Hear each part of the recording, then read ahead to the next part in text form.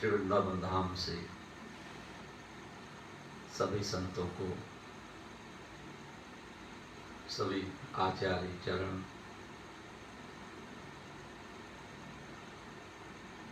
विद्वानों को, भागवताचार्यों को, ब्राह्मणों को,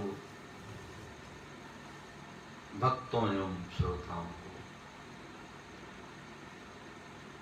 बहुत बहुत प्रणाम। जय श्री राधे, जय श्री कृष्ण।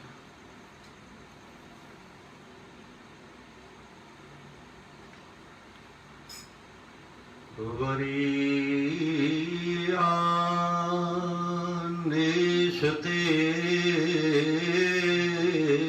प्रश्नः कृतो लोकहितो नृप आत्मवित्सम्मतः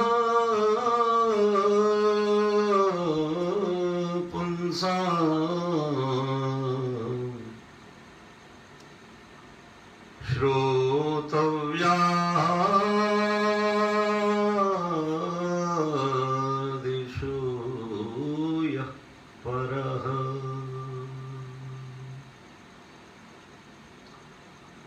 एतावान् सांख्ययोगाभ्याम्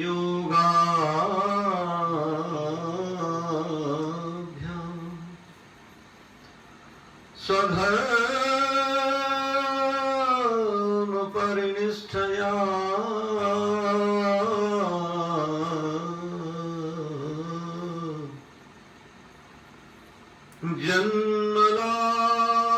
जन्मलाभ परः पुंसाम्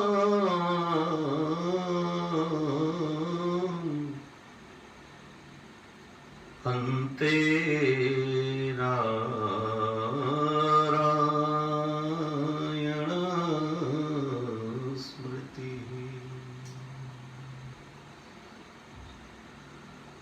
श्रीमद् भागवत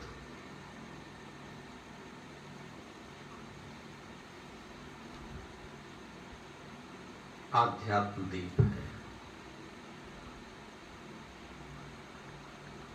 आध्यात्म, दर्शन और धर्म, इन तीनों में बड़ा अंतर भी है।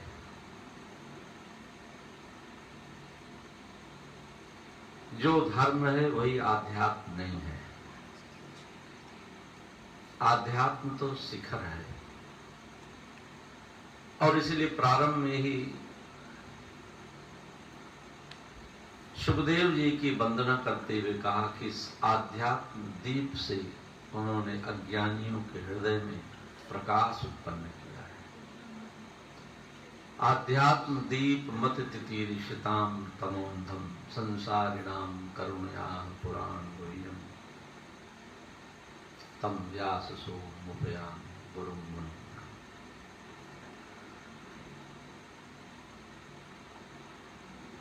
धर्म वह है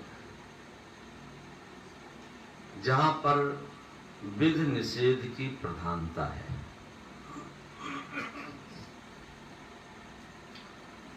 जहां ये करना है और ये नहीं करना है।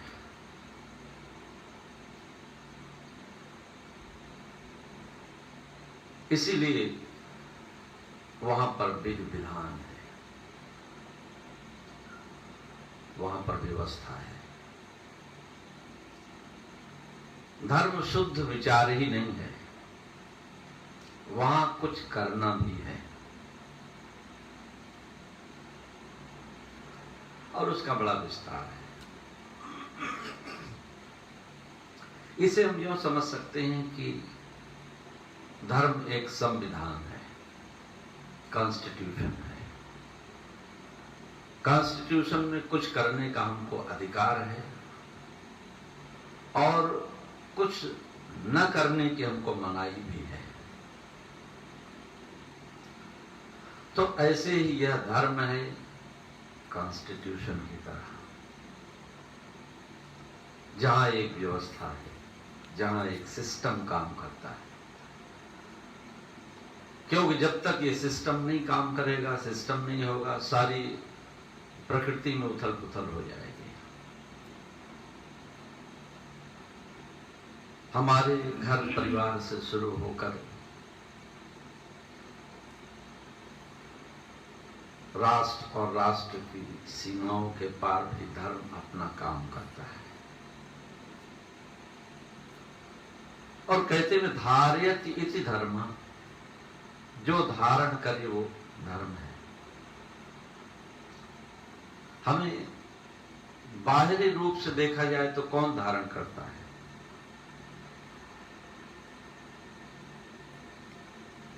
हम समाज में जीते हैं, राष्ट्र में जीते हैं, अपने अधिकारों का प्रयोग करते हैं। कई बार तो इस बात को लेकर कितना संघर्ष है कि ये हमारा संवैधानिक अधिकार है, कॉन्स्टिट्यूशनल राइट्स हैं हमारे।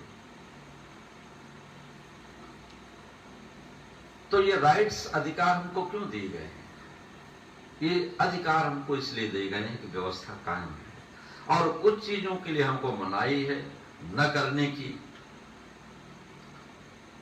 बात कही गई, इसलिए कि व्यवस्था चलती रहे।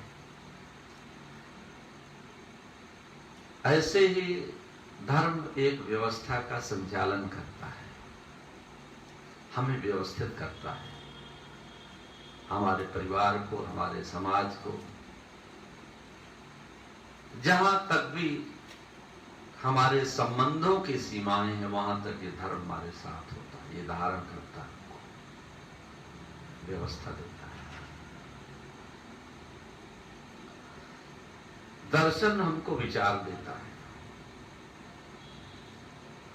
क्योंकि अगर व्यक्ति के विचारों को प्रतिबंधित कर दिया जाए, सीमित कर दिया जाए कि इससे ज्यादा तुम विचार कर ही नहीं सकते, इससे ज्यादा तुम सोच सकते ही नहीं,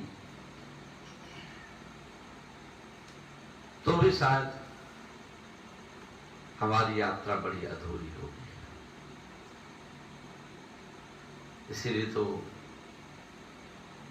संविधान भी आपको बोलने की आजादी देता है। बोलने की आजादी का मतलब ये नहीं कि कुछ भी बोलो, बोलने की आजादी का मतलब सिर्फ ये है कि अपनी अभिव्यक्ति को, जो हम अंदर अनुभव करते हैं, उसको दबाना नहीं है। उस अभिव्यक्ति को हम ईमानदारी से प्रकट कर सकें, ताकि जो राष्ट्राध्यक्ष है, जो राजा है, उसको पता लग सके कि जिस जनता पर, जिन लोगों पर हमें शासन करना है, उनकी सोच क्या है, और उनकी सोच से बहुत ज्यादा आप अलग भी नहीं हो सकते। तो इसीलिए दर्शन माने विचार। कई बार लोग कहते हैं कि गीता दर्शन, भागवत दर्शन। वैसे देखा जाए तो भगवत गीता के संदर्भ में, श्रीमद् भागवत के संदर्भ में ये कहना बड़ा अधूरा भी है, क्योंकि ये सिर्फ दर्शन नहीं है, सिर्फ विचार ही नहीं है। यहां पर कहीं न कहीं हमको अपने विचारों को टिकाना भी तो है, विचारों को कहीं न कहीं केंद्र भी तो प्रदान हो। ऐसे विचार कब तक करते रहेंगे? और इसीलिए दुनिया में ऐसे कई विचारक हुए जो विचार करते करते पागल भी हो गए, यहां तक कि अंत में सुसाइड भी कर लिया। ऐसे कई बड़े बड़े फिलोसफर्स के बारे में चर्चा है। उसका कारण उनका दोष भी नहीं है, बुद्धि है तो विचार करेंगे। विचार की क्या सीमा हो, शायद ये भी तय करना बड़ा मुश्किल है। और इसीलिए इस दर्शन की सीमा से परे हटकर आध्यात्म आता है, जहां पर हमारे विचारों को एक केंद्र मिलता है। और इसीलिए भगवान श्याम सुंदर श्री कृष्ण भगवत गीता में विचार ही तो देते हैं, लेकिन उन विचारों से भी अर्जुन को संतुष्टि कहां मिल रही है? कभी ये पूछता है, कभी वो पूछता है, कभी कर्म के बारे में पूछता है, कभी धर्म के बारे में पूछता है। और ये सब पूछते हुए मिला क्या आखिर? अंत में श्री भगवान को यही तो कहना पड़ा कि अब मत पूछो, अब बहुत हो गया, कब तक पूछते रहोगे, जीवन बहुत थोड़ा है। कहीं पूछने बताने में ही जीवन न गुजर जाए। और इसीलिए श्री भगवान को घोषणा करने के लिए कहना पड़ा, सर्वधर्मान् परित्यज्य माम एकम शरणं व्रज। अब तो इन बातों को छोड़ो। सर्वधर्मान् परित्यज्य का मतलब ये नहीं कि कोई और धर्म था उस समय। उस समय तो और अनेक धर्म और संप्रदायों का कोई विकास भी नहीं हुआ था। तो श्री भगवान कहते सर्वधर्मान् परित्यज्य। ये जो बातें तुम बहुत सारी पूछ रहे हो, इसमें कोई सार नहीं है। इसलिए अब एकमात्र मेरी शरणागति ग्रहण करो, क्योंकि जीवन बहुत थोड़ा है। इसलिए सिर्फ विचार मेरी से गंवाओ मत।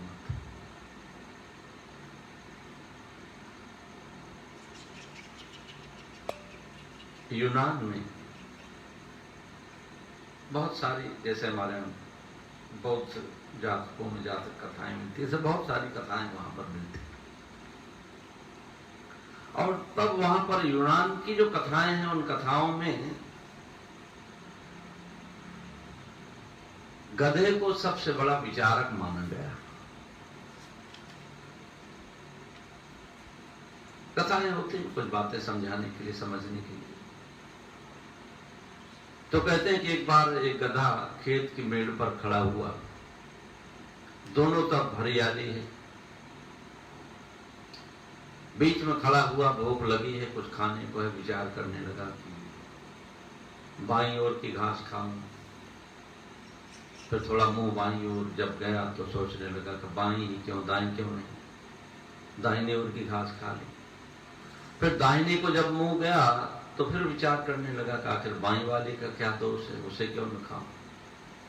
और कहते हैं कि वो गधा दायां और बायां ही विचार करते हुए खेत की मेड़ पर ही खड़े खड़े उसकी मृत्यु हो गई। क्या मिला इन विचारों का? इन विचारों का कोई फल भी तो हो,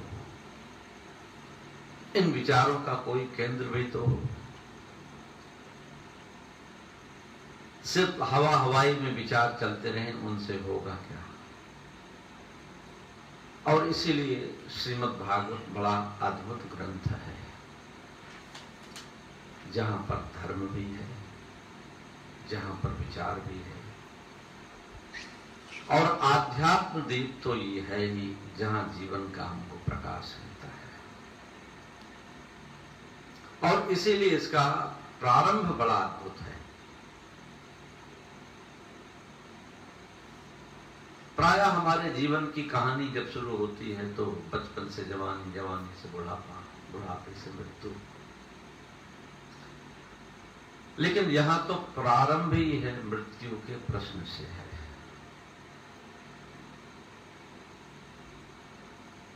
महाराज परीक्षित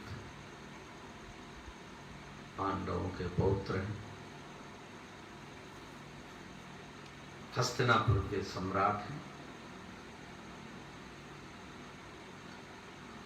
और तब एक दिन सूचना मिल गई कि महाराज अब ज्यादा समय नहीं है। कथा में कथानक तो बहुत बड़ा है, घटनाएं बहुत बड़ी हैं। उन बातों को हम ज्यादा अपने इन विचारों के साथ समेटने की कोशिश नहीं करेंगे, क्योंकि कथाओं के रूप में आपने अनेक बार उसको सुना है।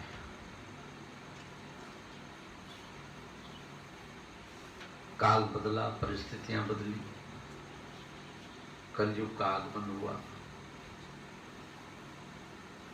बुद्धि बिगड़ गई, विचार बिगड़ गए, संत का अपमान हुआ। और तब संत के पुत्र के द्वारा, श्रृंगी के द्वारा श्राप मिला कि आज के 7वें दिन तुम्हारी मृत्यु हो जाएगी।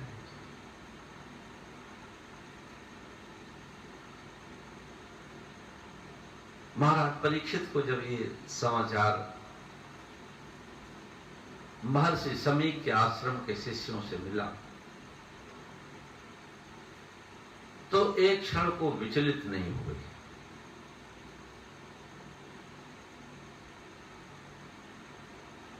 क्यों? बोले इसलिए कि अपना अपराध भी तो समझ में आ रहा कि मैंने ही तो समाधिस्थ बैठे हुए महर्षि समीर के गले में मरे हुए सांप की माला पहना दी, जिनका पूजन, अभिनंदन, स्वागत, सम्मान करना चाहिए था पुष्पहारों से, ऐसे उन संत का मेरे द्वारा अपमान। जैसे महाराज परीक्षित तो दंड की प्रतीक्षा ही कर रहे हैं। और मृत्यु भी कैसी है कि कोई न कोई बहाना खोज ही लेती है। संसार में मरते बहुत लोग हैं, लेकिन शायद सबके मरने का बहाना कोई अलग अलग होता है।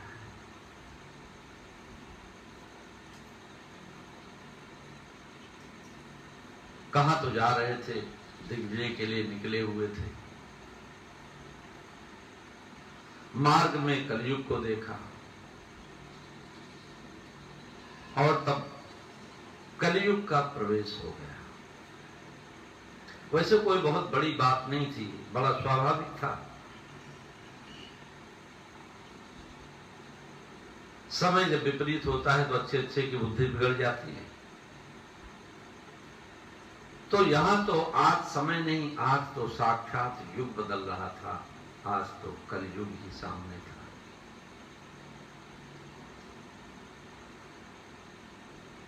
ऐसे महाराज परीक्षित चाहते तो ये कह सकते थे, विचार कर सकते थे, महर्षि समीर के पास वापस जा सकते थे कि महाराज मैं इसमें मेरा क्या दोष है, ये तो कलयुग का दोष है। बहुत सारे कारण ढूंढे जा सकते थे, इसमें मेरी कोई गलती तो नहीं है, इसलिए महाराज क्या मैं क्षमा के योग्य नहीं हूं। लेकिन ऐसा कुछ महाराज परीक्षित ने विचार नहीं किया। महाराज परीक्षित ने विचार किया तो इस मरण से दो दो हाथ करना पड़ेगा। यह अवसर भी अच्छा है, नहीं तो मौत पता नहीं किस दिन कौन सी घड़ी अचानक आएगी, किस द्वार से आएगी पता भी न लगेगा, कब हम विदा हो जाएंगे कुछ भी तो खबर न होगी। इसलिए इसे समझ लेना जरूरी है। और जीवन का जो अंतिम उद्देश्य है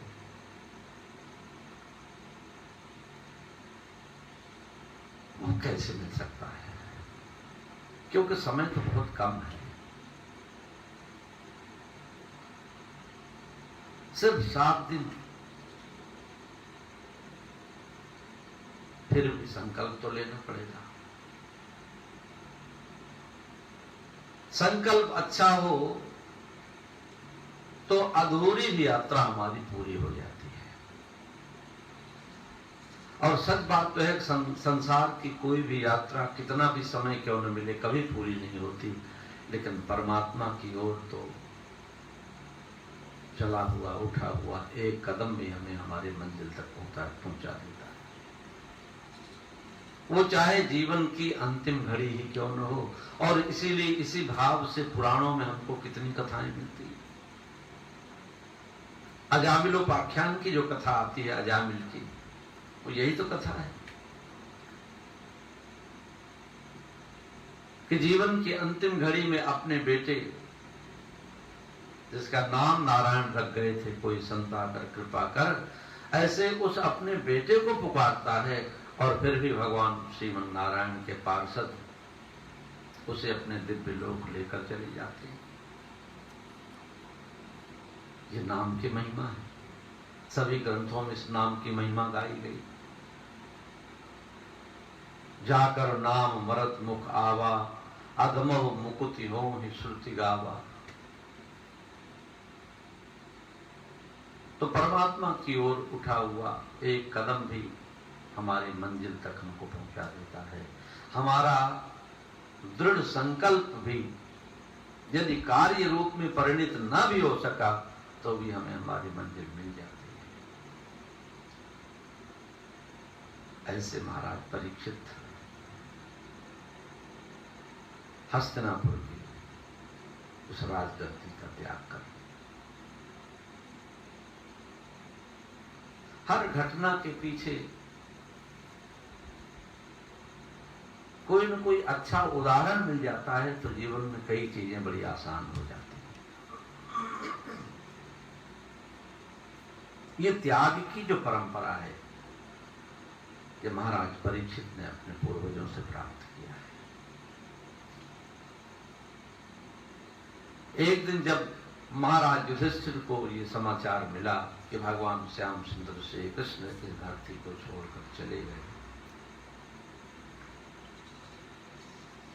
तो महाराज युधिष्ठिर को छोड़ते फिर क्या देर लगी।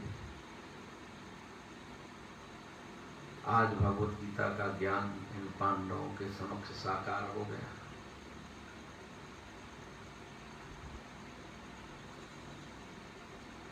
एक दिन इसी भगवत गीता ने कर्म में प्रवृत्त किया था भागते हुए अर्जुन को, और आज वही भगवत गीता का ज्ञान कर्म से निवृत्ति दे रहा है।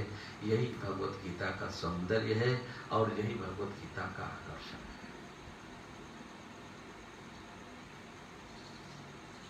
जो वृत्ति जिस समय उदय होती है उस वृत्ति को प्रमोट कर देती है। जहां एक दिन अर्जुन मोह का शिकार होकर सब कुछ छोड़कर भाग जाना चाहता था, सन्यासी हो जाना चाहता था, तो इसी ज्ञान ने उसकी इस विचारधारा से मुक्त कराकर, या कह लें उसको इस कायरता से मुक्त कराकर और युद्ध में उसको प्रवृत्त किया। और आज वही ज्ञान भगवत गीता का प्रकट होकर कहता है ये सब किस लिए और क्यों, ये कब तक चलता रहेगा। ये राज्य का खेल, ये शासन का खेल, ये राजा और रानी की व्यवस्था, ये कब तक चलती रहेगी। और इसीलिए जैसे ये महाराज युधिष्ठिर ने सुना कि श्याम सुंदर नहीं रहे, तो इससे सिर्फ इतना ही तात्पर्य निकाला कि जब हमारे स्वामी ही धरती पर नहीं रहे तो मेरे भी अब रहने का क्या औचित्य है। और ऐसे में फिर महाराज युधिष्ठिर परीक्षित का राज्याभिषेक कर और स्वयं सदा सदा के लिए हस्तिनापुर से विदा होकर बद्रीनाथ धाम की यात्रा करते हैं, उत्तर की यात्रा करते हैं या स्वर्गारोहण करते हैं। तात्पर्य सिर्फ इतना ही है कि राज्य की संपूर्ण व्यवस्था से मुक्त हो जाना चाहते हैं, बाहर से ही नहीं अंदर से भी। और इसीलिए महाराज युधिष्ठिर की यात्रा का वर्णन है कि जब उत्तर की दिशा की ओर प्रस्थान करते हैं तो महाराज युधिष्ठिर ने यज्ञ की राख अपने पूरे शरीर में लपेट लिया, बाल बिखेर लिए। क्यों? बोले इसलिए कि जब मैं जाऊंगा रास्ते में तो कहीं ऐसा न हो कि कोई आवाज देता हुआ हमारे सामने आ जाए, बोले आप हस्तिनापुर के सम्राट महाराज युधिष्ठिर हैं, कहां जा रहे हैं। ऐसा कहीं किसी ने पूछा तो कदाचित मुझे इस बात की याद आ जाए कि मैं कभी राजा था, इसलिए अब मैं कभी यह याद भी नहीं करना चाहता कि मैं कभी कुछ भी था। ऐसा अद्भुत परित्याग महाराज युधिष्ठिर का, आखिर तो धर्मराज है ना। ज्ञान वही है जो हमारे जीवन में कभी काम आवे, धन वही है जो हमारे जीवन में काम आवे। नहीं तो ऐसे ज्ञान का लेकर क्या करोगे। ऐसा ज्ञान तो सिर्फ बांझ की तरह हमेशा हमारे जीवन में बोझ बनकर रहता है। भगवत गीता के श्लोक याद कर लें या श्रीमद् भागवत के श्लोकों का हम याद कर उसे अपने दिमाग की अलमारी में बंद कर दें, उससे होना क्या है? ज्ञान वही जो हमारे जीवन में काम आए। आज महाराज युधिष्ठिर के जीवन में भगवत गीता का वह ज्ञान काम आया, और इसीलिए आज निवृत्त होकर महाराज युधिष्ठिर, अर्जुन, भीम, नकुल, सहदेव, स्वयं मैया कुंती और मैया द्रौपदी, जिन्होंने अपने संपूर्ण चेतना को भगवान श्याम सुंदर श्री कृष्ण के स्वरूप में विलीन कर दिया। त्याग का अद्भुत नमूना है। इसीलिए हमें हमारी परंपराओं के लिए कुछ न कुछ ऐसे श्रेष्ठ उदाहरण रखने पड़ते हैं।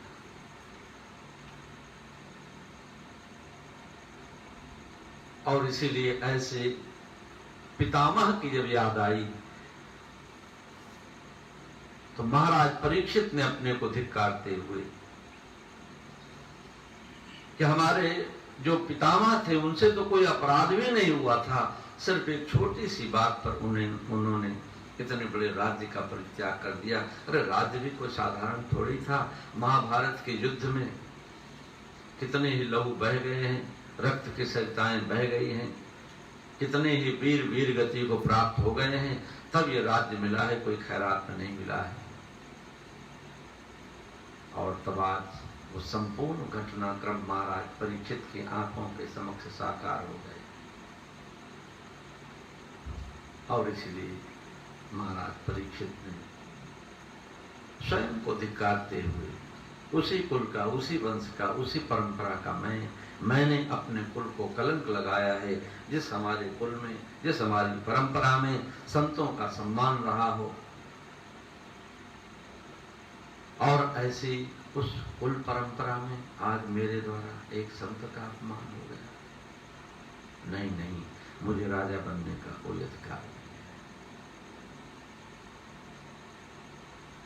अरे मैंने तो इतना बड़ा पाप कर दिया है कि यदि मैं सिंहासन का स्पर्श भी कर लूं तो ये उस परम पवित्र परंपरा से प्राप्त उस राजगद्दी का अपमान होगा। इसलिए महाराज परीक्षित ने अपने संपूर्ण राज की वस्त्र उतार दिए, सिंहासन को दूर से प्रणाम किया, एक कौपीन, एक लगोटी पहनकर आज हस्तिनापुर का सम्राट निकल गया। जीवन को खोजने के लिए नहीं, मरण को जानने के लिए। और जब बड़ी ईमानदारी से हमारे अंदर कोई प्रश्न उठेगा तो निश्चित रूप से उसका उत्तर भी हमें मिलेगा। ये प्रकृति की व्यवस्था है। यदि प्रकृति ने हमको प्यास दी है तो पानी पहले बनाया है।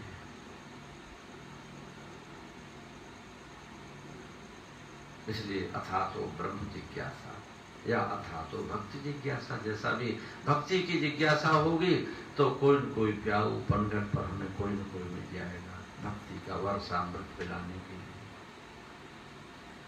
ज्ञान की चाह होगी तो कोई न कोई अष्टावक्र, कोई न कोई याज्ञवल्क्य और कोई न कोई नव योगेश्वर हमारे द्वार पर एक दिन जरूर पधारेंगे स्वयं की कृपा करने के लिए। आज हस्तिनापुर का सम्राट सब कुछ छोड़कर परित्याग कर गंगा के तट पर बैठा हुआ, ऋषि मुनियों के मंडल में विराजमान, परम कृपा करुणा से भरे हुए गुरुदेव भगवान सुखदेव के समक्ष हाथ जोड़कर ये प्रश्न करता है कि महाराज, आपको तो पता ही है कि मेरे जीवन के सिर्फ 7 दिन से ये सही, और वैसे भी मैं सौभाग्यशाली हूं कि मुझे पता हो गया है, लेकिन बहुत से ऐसे लोग हैं जिनको ये पता नहीं होता कि दिन कितने बचे हैं, वर्ष कितने बचे। तो ऐसे जो लोग हैं, इस अवश्यंभावी जो मृत्यु से बचने की भी कोशिश करते हैं, तो महाराज ऐसे में मनुष्य को करना क्या चाहिए? जैसे ही पूछा तो परमहंस सुखदेव जी बड़े प्रसन्न हो गए। बोले राजन, जीवन के बारे में तो लोग बहुत पूछते हैं, ये बड़ा स्वाभाविक है। हर व्यक्ति चाहता है कि मैं कैसे जीऊं, कैसे जीऊं, कैसे बचूं।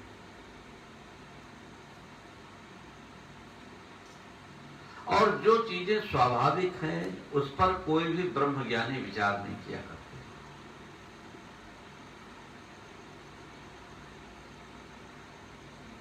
बड़ा अद्भुत है ये ग्रंथ, क्यों विचार किया गया? कई बार बड़ा आश्चर्य होता है, मृत्यु पर विचार। कुछ लोग आरोप भी लगा देते हैं कि तो पेसिमिज्म है, निराशावादी है, व्यक्ति को निराश करता है। बोले नहीं, बिल्कुल गलत बात है। इसी मरण से तुम्हारे जीवन की यात्रा प्रारंभ होती है। अरे एक बीज को देखो, बीज डालो, अंकुर निकलता है। यात्रा कब प्रारंभ होती है? बोले जब बीज मिट जाता है, दाना खाक में मिलकर गुले गुलजार होता है। जब तक मिटता नहीं तब तक जीवन समझ में नहीं आता, जीवन का सौंदर्य समझ में नहीं आता। अरे जो जीवन हम जी रहे हैं, क्या वास्तव में इसी जीवन के लिए इतने संतों ने, महात्माओं ने इतनी बड़ी बड़ी तपस्याएं की हैं? ये जीवन नहीं है, ये तो सिर्फ बोझ का ढोना है जो मजबूरी में गधे के पीठ पर जैसे रखा हुआ हो, और अब तो इसे ढोना ही पड़ेगा। ऐसे कितने जीवन हैं जो ढोते ढोते संसार से चले गए। श्रीमद् भागवत ऐसे जीवन की बात नहीं करता।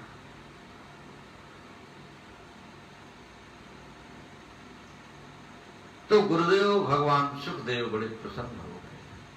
बोले महाराज, जो तुमने पूछा है ऐसा प्रश्न तो कोई पूछता ही नहीं है।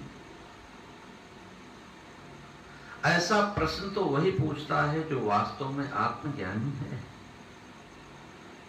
वास्तव में ये बातें वही करता है जो जागा हुआ है। सोया हुआ व्यक्ति कभी इन बातों की चर्चा नहीं करता। जो जागा हुआ है हर पल वो यही सोचता है, आखिर तो जीवन का मतलब क्या है? सिर्फ क्या खाना पीना, संतान को जन्म दे देना, नाना प्रकार के भोग भोग लेना, क्या यही जीवन है? आहार निद्रा भय मैथुनम च सामान्यमेतत् पशुभिर्नराणाम्। भोजन ढूंढ लेना, खाने की व्यवस्था कर लेना, सो लेना, कहीं मुझे कुछ हो न जाए संसार में, अभी और भी मुझे रहना है, सिर्फ इस बात में ही लगे रहना, भय। और हमारी वंश परंपरा चलती रहे। सिर्फ क्या इतना ही जीवन है? और इतना ही जीवन है तो सामान्य वेतन पशुभिर्नराणाम्, फिर मनुष्य और पशुओं में अंतर भी क्या है? श्रीमद् भागवत में तो ऐसे ऐसे रत्न छिपे हुए हैं। कथा का भाग तो इसलिए ताकि हमको बात ठीक से समझ में आ जाए, लेकिन ऐसे ऐसे विचार दिए हैं। स्वयं भगवान ऋषभदेव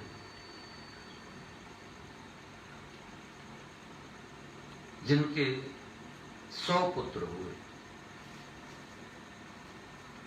ऐसे 100 पुत्रों के पिता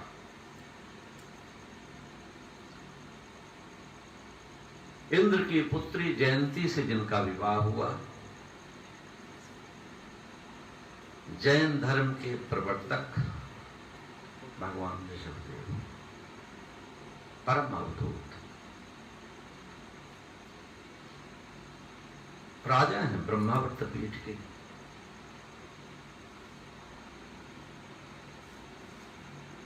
अष्ट सिद्धियां, नव निधियां जिनके चरणों में लौट रही हैं, ऐसे प्रभावशाली राजा। एक दिन अपने पुत्रों को बिठाया, बोले हे मेरे पुत्रों, आज तुम लोगों के साथ मेरी सत्संग करने की इच्छा है। भगवान ऋषभदेव के 100 पुत्र बैठे और तब पिता ने अपने पुत्रों को क्या उपदेश किया, हे मेरे पुत्रों, नायं देहो देहभाजां मृलोके कष्टान् कामान् अर्हते विभुजाङ्गी तपो दिव्यं पुत्रकायेन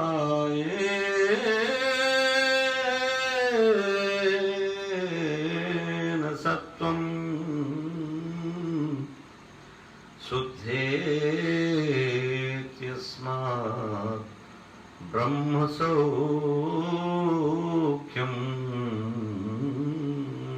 अनन्तम्। हे मेरे पुत्रों, नायं देहो देहभाजां मृलोके कष्टान् कामान् अर्हते विभुजाङ्गी। ये जीवन जो तुमको मिला है, ये भोग के लिए नहीं मिला है, ये सांसारिक सुविधाओं को बटोरने के लिए नहीं मिला है। इस जीवन को पाकर जिसने उस परम तत्व का, उस परम ब्रह्म का अनुभव नहीं किया, तो ऐसे मनुष्य का जीवन, श्रीमद् भागवत में बड़ी अद्भुत बात कही गई, ऐसे उस मनुष्य का जीवन तो कुत्ते, सुअर, ऊंट और गधे से भी गया बिकता है। क्या विशेषताएं थी? श्रीमद् भागवत ने कहा, स्वविट्वराष्ट्रखरै संसुतः पुरुषः पशुः न यत्कर्मफलोपेतो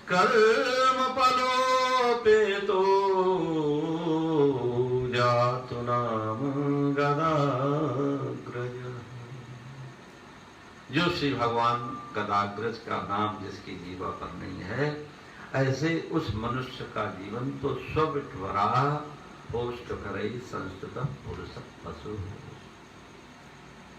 ऐसा मनुष्य तो मनुष्य के रूप में पशु ही है। तो सबसे पहले उदाहरण दिया, क्या बोले, कुत्ते का।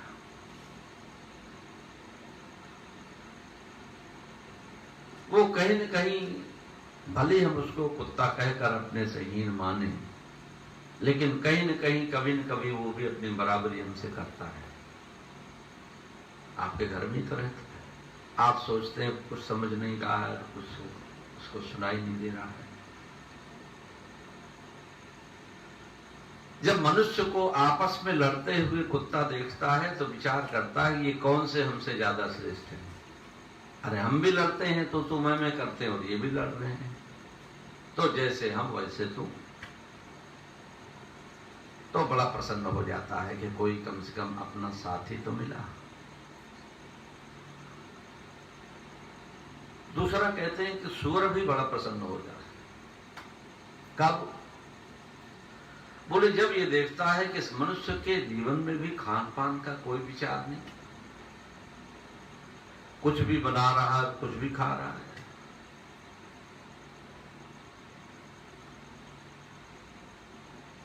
नाना प्रकार के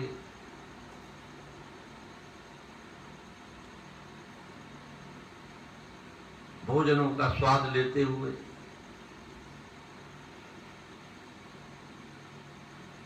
कोई विचार नहीं, कोई नियम नहीं। हमारे यहाँ वैष्णव परंपरा कहती है कि आपको वही भोजन करने का अधिकार है जो भोजन आप भगवान को भोग लगा सकते हैं। यहां तक ये बात कही गई कि तुलसी दल भी उसी भोजन में डालने का अधिकार है। हम सोचे हम कुछ भी बनाएं, इधर उधर की कोई भी चीज खाएं, मांसाहार करें और सोचे तुलसी दल डाल दिया तो पवित्र हो गई। नहीं, तुलसी दल डालने का अधिकार ही नहीं है। सिर्फ उसमें ही हम तुलसी दल डाल सकते हैं जिसे हम भगवान को भोग लगा सकते हैं। तो सुअर भी कई बार नाना प्रकार के मांसाहार आदि से युक्त जब भोजन करते हुए देखता है तो सोचता है कि मनुष्य हैं, कोई विचार है या नहीं है, तो बड़ा प्रसन्न हो जाता है। क्यों? बोले एक साथी तो अपना मिला, विचार हमको भी नहीं, यहाँ वहां गली में जो कुछ मिल गया सो खा लिया, विचार इनको भी नहीं। चलो अच्छी बात है कि अपना एक साथी जो इतना समझदार है, कम से कम एक चीज में हमारे बराबर तो है। फिर उदाहरण दिया, बोले ऊंट कैसे चलता कर कैसे गर्दन ऊंची करके चलता है। ऊंट भी कब प्रसन्न हो जाता है। बोले जब मनुष्य को भी देखता है कि कुछ 4 पैसे आ गए या कोई बड़ा पद मिल गया, तो अपने ही लोगों के बीच कैसी ऊंची गर्दन करके जब चलने लगता है तो ऊंट सोचने लगता है कि चलो कम से कम एक अपना साथी मिला तो सही। सवित्वरा पोष्ट करे संस्तुत पुरुष परु। और फिर चौथा है गधा।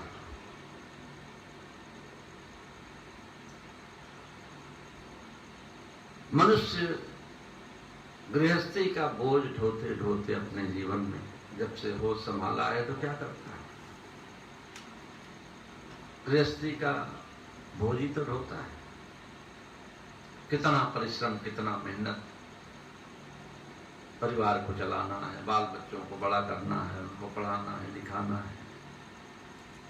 लेकिन जब सब कुछ ठीक हो जाता है तो उसी घर में कई बार अगर एक कप चाय मांगा और चाय तो बाद में आती है, उसके पहले किचन में बर्तनों की आवाज ज्यादा आने लगती है, तो समझ आने लगता है कि अब हमारी जरूरत यहां रही नहीं, कहां जाऊं, क्या करूं। इतना सारा कुछ किया, धन्यवाद का एक स्वर भी नहीं परिवार में। तो गधा प्रसन्न हो जाता है कि हमने भी तो अपने मालिक का कितना बोझ ढोया, और अंत में जब बोझ ढोने के लायक नहीं रहे तो क्या मिलता है? बोले 2 डंडे मारकर निकाल देता है बाहर, और क्या करता है? बोले ऐसे ही गधा प्रसन्न हो जाता है जब कोई मनुष्य अपनी घर गृहस्थी का बोझ ढोते ढोते बूढ़ा हो जाता है, और एक दिन अपने बुढ़ापे की अवस्था में कभी नाना प्रकार के आश्रमों में, नाना प्रकार के तीर्थों में कि कहीं रहने को कोई ठिकाना मिल जाए, जब खोजता है तो गधा भी बड़ा प्रसन्न हो जाता है। ये संसार का सत्य है। और इसीलिए आज भगवान ऋषभदेव अपने 100 पुत्रों को बिठाकर कहते हैं कि हे मेरे पुत्रों, ये शरीर नाना प्रकार के सांसारिक भोग प्राप्त करने के लिए नहीं है। इस शरीर को माध्यम बनाकर परमात्मा तक पहुंचा जा सकता है। ये कौन बोल रहा है? भगवान ऋषभदेव साक्षात भगवान ही तो है।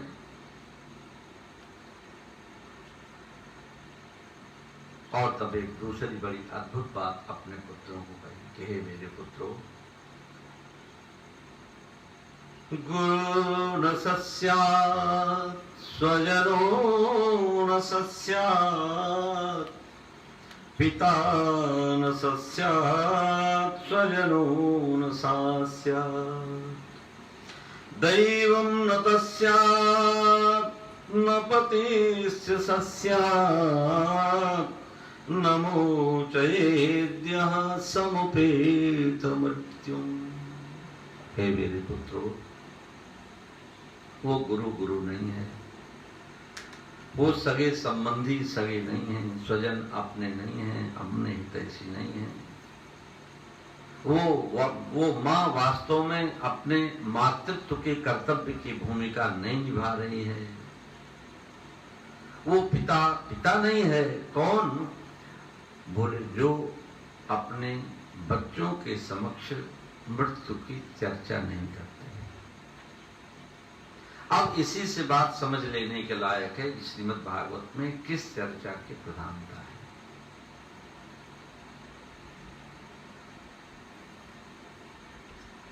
और अंत में भी देखना है उससे हमको मिलता क्या है।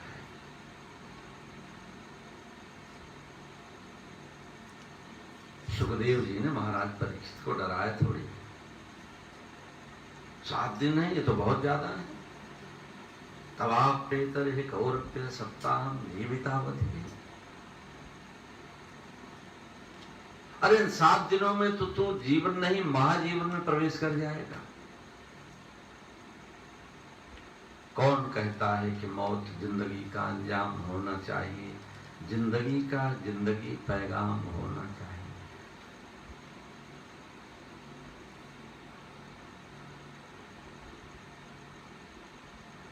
इसलिए सुखदेव जी बड़े प्रसन्न होकर कहते हैं कि राजन, सचमुच तुम जागे हुए हो और इसलिए तुम्हारे साथ बात बन जाएगी। सप्ताह बहुत ज्यादा है। सोया हुआ व्यक्ति हो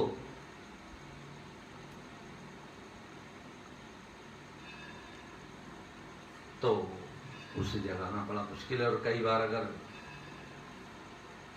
जाग रहा हो और सोने का नाटक कर रहा हो तो भी जगाना मुश्किल है। लेकिन सचमुच तुम तो जागे हुए हो। ऐसे गुरुदेव महाराज परीक्षित सबसे पहले तो इस प्रश्न का ही स्वागत करते हैं, और इसी प्रश्न में ही संपूर्ण श्रीमद् भागवत का सूत्र छिपा है। और तब सुखदेव जी ने महाराज परीक्षित को कहा, परीक्षित, मुझे तो आज ऐसे अवसर पर तुम्हारे दादा महाराज युधिष्ठिर की याद आ रही है। क्यों? बोले, एक दिन महाराज युधिष्ठिर को बड़ी प्यास लगी।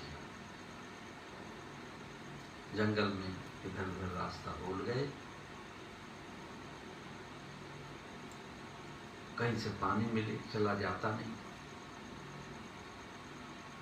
तो पानी लेने के लिए भीम को भेजा।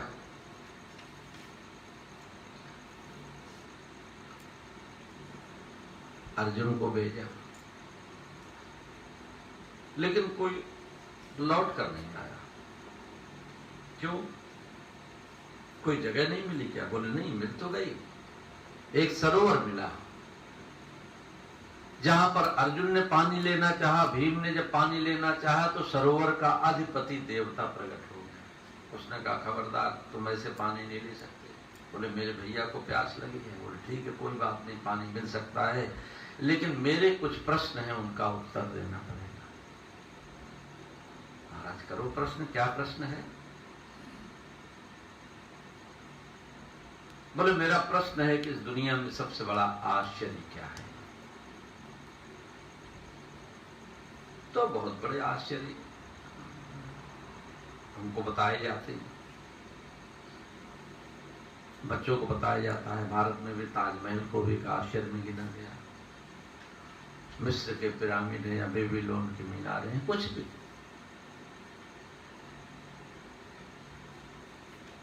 ये सांसारिक वस्तुएं जो आज है कल मिट जाएंगी, ये कोई आश्चर्य थोड़ी है। इसलिए यक्ष संतुष्ट नहीं हुआ। जब बड़ी देर हो गई, दोनों भाई नहीं आए क्योंकि पानी जबरदस्ती लेना चाहा, तो यक्ष के प्रभाव से मूर्छित होकर गिर गए। ये यक्ष बड़े बुद्धिमान होते हैं। और तब महाराज युधिष्ठिर नकुल सहदेव का सहारा लेकर किसी तरह जब पहुंचे, अपने दोनों भाइयों को मूर्छित पड़े हुए देखा तो रोने लगे। यक्ष ने कहा, महाराज, ये आपके भाई जबरदस्ती जल लेना चाहते थे। मेरा कुछ प्रश्न था, मैंने इनसे पूछा, उत्तर इन्होंने दिया नहीं। जबरदस्ती करनी चाहिए, इसलिए मूर्छित हो गए। लेकिन महाराज, आप तो धर्मराज हैं, यदि आपने मेरे प्रश्न का उत्तर दे दिया तो आप स्वयं भी जल पियो, अपने भाइयों को भी जल पिलाओ, इनको अपने साथ वापस ले जाओ। तो महाराज युधिष्ठिर ने कहा कि यक्षराज अपना प्रश्न करें। क्या प्रश्न है आपका? बोले, महाराज, इस दुनिया में सबसे बड़ा आश्चर्य क्या है? और तब उसी भाव को यहाँ पर सुखदेव जी ने महाराज परीक्षित के समक्ष रखा। देहापत्य कलत्रादिषु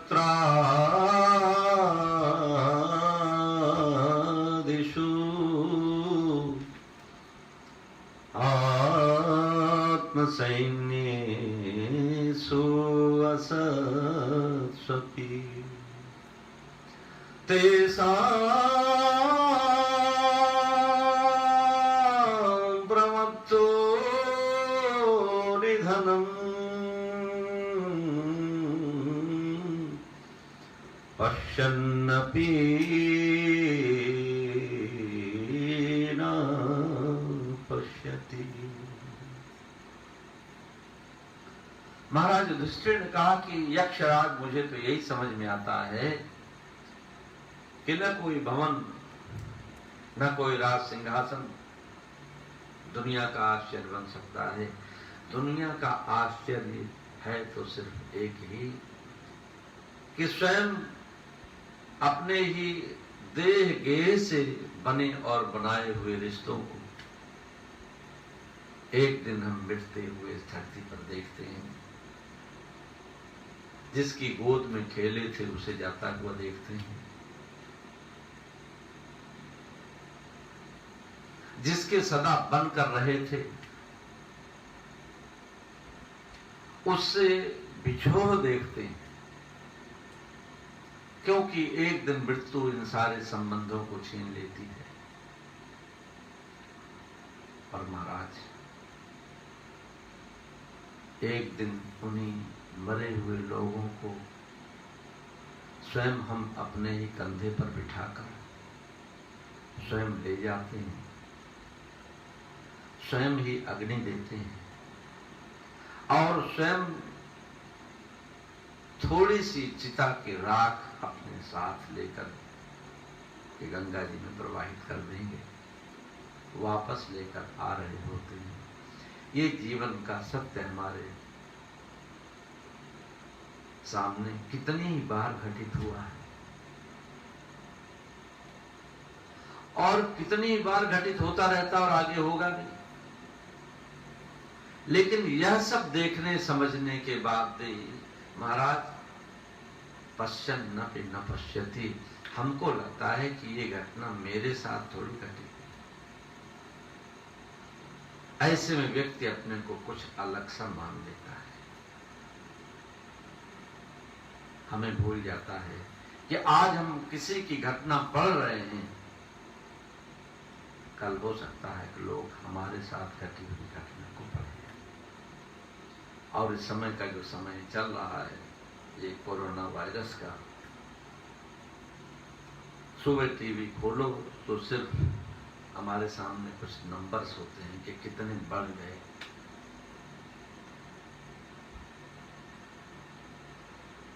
और हम उनकी गिनती करते रहते हैं, चाय भी पीते रहते हैं, नाश्ता भोजन भी करते रहते हैं। अच्छा, तो इतनी गिनती बढ़ गई तो बहुत ज्यादा हो गया। लेकिन इस जीवन के सत्य के बारे में विचार फिर भी कहां जाता है।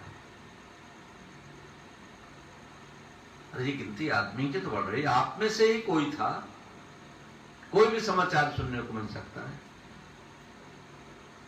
लेकिन मौत भी कैसी है, कितना धीरे धीरे प्रवेश करती है, कितने धीरे धीरे आती है कि हमको कई बार पता ही नहीं चलता।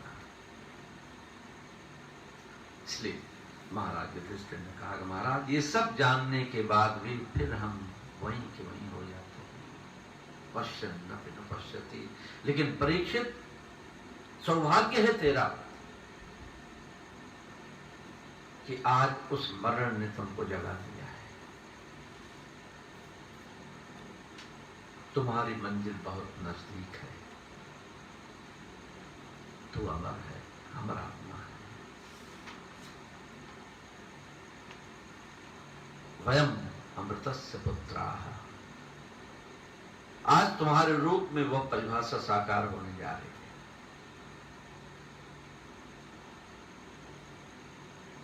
क्या करना होगा, कैसे मिलेगा वो परम पद, क्या विधि है, क्या व्यवस्था है।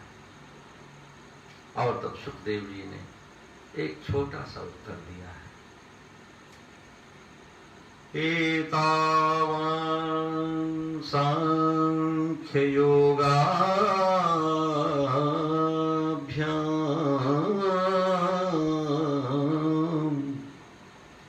स्वधर्म निष्ठया जन्मलाभः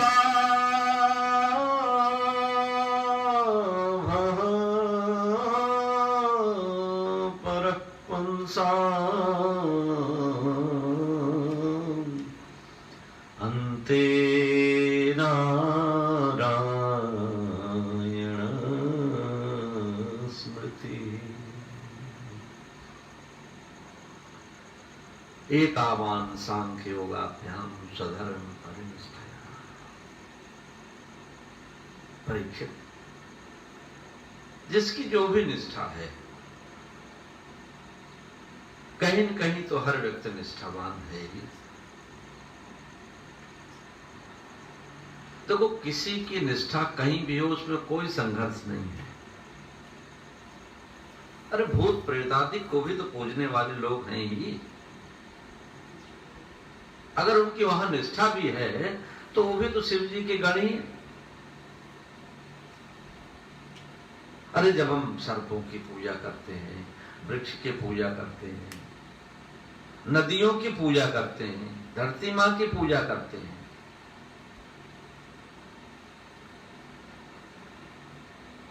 भगवान सूर्य को जल देकर उनकी हम पूजा करते हैं,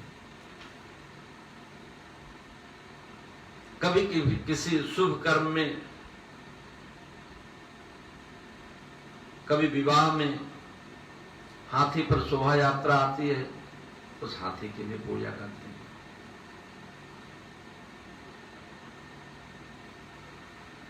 भैरव का वाहन है कुत्ता, उसकी भी पूजा करते हैं।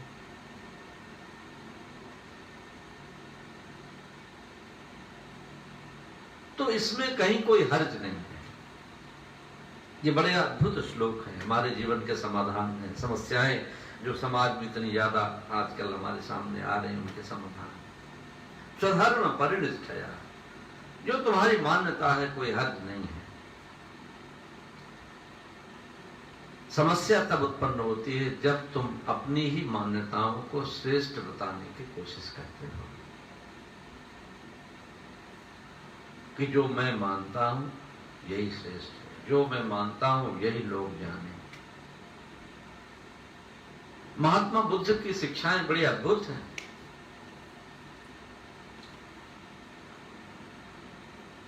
और आज के इस हिंसक वातावरण में कितनी उपादेय हैं।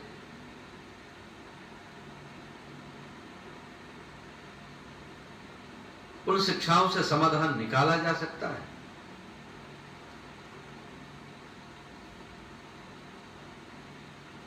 वो चाहे जैन धर्म की शिक्षा हो, बौद्ध धर्म की शिक्षा हो, यद्यपि हम लोगों की जो मान्यता है कि ये सब सनातन के एक अंग हैं जिनका विस्तार दिया गया है, चाहे बौद्धिज्म में चाहे जैनिज्म में।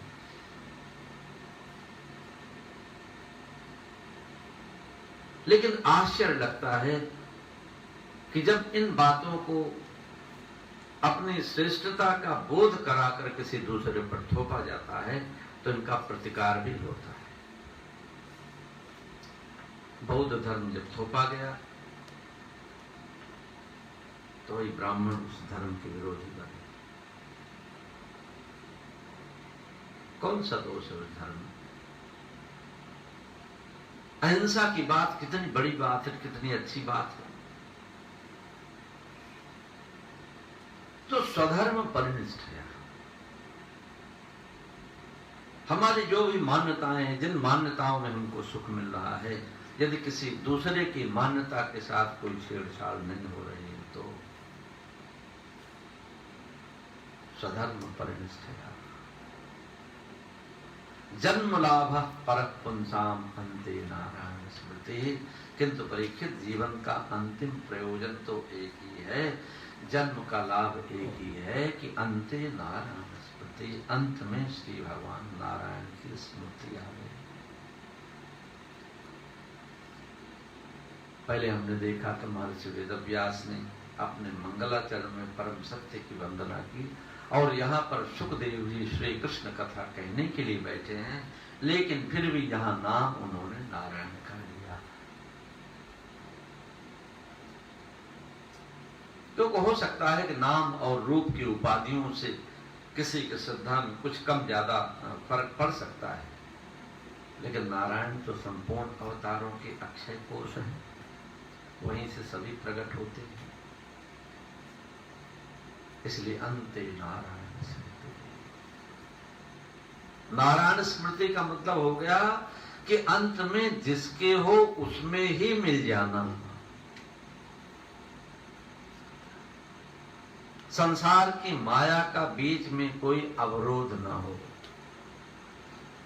जैसे गंगा बह चली है, सागर में मिलकर गंगा सागर हो जाती है, ऐसे ही है जीवात्मा एक दिन उस अखंड परमात्मा की कृपा के सागर में मिलकर स्वयं यह जीवात्मा ही तो परमात्मा का स्वरूप बन जाती है। इसलिए अंते नारायण स्मृति। लोग कहते हैं अंत भला तो सब भला। तो जैसे भी बने, ये तुम समझो, ये तुम्हारी समस्या है। ज्ञान है तुम्हारे पास नहीं है, समझ है नहीं है, शिक्षा है नहीं है, धन है नहीं है, पद है नहीं है, वो जो भी चीज हो, इसके बारे में हमको ज्यादा विश्लेषण नहीं दिया। ऐसा नहीं कि किसी पद वाले को परमात्मा मिलेगा और बिना पद वाले को नहीं, किसी धन वाले को मिलेगा, निर्धन को नहीं मिलेगा, ऐसा नहीं। जैसे भी बने, जिस भी विधि से बने, वो तुम समझो, वो तुम्हारी अपनी समस्या है। और आज अगर तुमको यह मृत्यु वहां तक पहुंचा देती है, तो परीक्षित, ये मृत्यु तुम्हारे जीवन का सबसे सार्थक क्षण होगी। ये कोसने जैसी बात नहीं होगी, अकाल मृत्यु जैसी बात नहीं होगी, क्योंकि जहां तुमको पहुंचना था, वहां तुमको मृत्यु ने पहुंचा दिया। जन्म लाभ परः पुंसाम अंते नारायण स्मृति। तो वही नारायण किसी की निष्ठा श्री कृष्ण में है, तो श्री कृष्ण उसके लिए सर्वस्व है। श्री राम में है, श्री राम उसके लिए सर्वस्व है। शिव जी में निष्ठा है, शिव जी उसके लिए सर्वस्व है। लेकिन हम उस निष्ठा में विचलित ना हो, क्योंकि मृत्यु का अंतिम क्षण जब आता है तो कई बार हम विचलित हो जाते हैं, परिस्थितियों के सामने भी हम विचलित हो जाते हैं। और ऐसी परिस्थितियों में हमारे सामने प्रत्यक्ष अपने जीवन के उदाहरण में देख लें कि कई देवी देवता आकर खड़े हो जाते हैं। कभी लगता है इनका कुछ कर लूं, कभी लगता है ये नाराज न हो जाए, कभी लगता है ऐसा न हो जाए।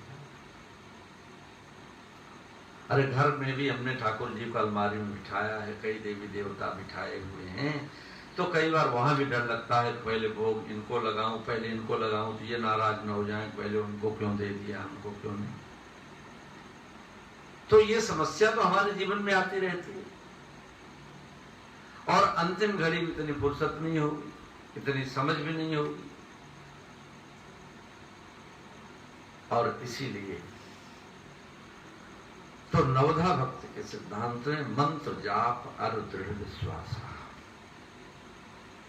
इसीलिए जाप की विधि है। कई लोग कहते हैं मन से पूजा, मन से पूजा ठीक बात है, लेकिन मन की पूजा कहीं ऐसा तो नहीं तुम्हारा मन तुम्हें धोखा दे जाए अंतिम घड़ी में, तो कम से कम अभ्यास तो होना चाहिए। तो इसलिए श्री भगवान के नाम के जाप की विधि है कि जाप के द्वारा कम से कम हमारा अभ्यास तो चलता है। मन का कोई भरोसा, मन कहाँ चला जाएगा अंतिम घड़ी में।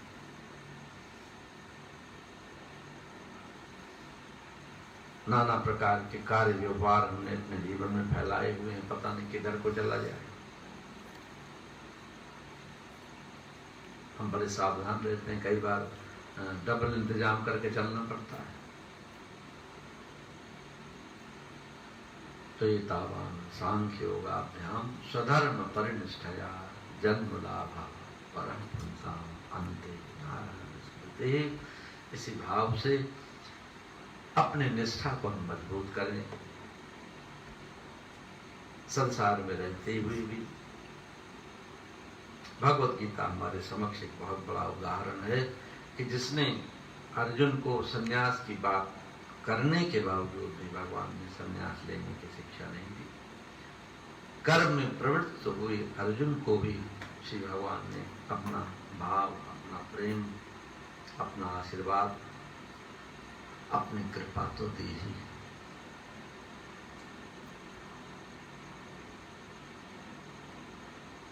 कर्मयोग की शिक्षा दी, तो संसार में रहते हुए भी हम परमात्मा से निरंतर जुड़े रह सकते हैं। लेकिन हमें ये ध्यान रखना पड़ेगा कि जब संसार और परमात्मा दोनों हमारी आंखों के समक्ष एक साथ हों, तब चुनाव किसका करना पड़ेगा, ये हमें स्वयं अपने विवेक से विचार करना है। और यही विचार ही श्रीमद् भागवत का सार है।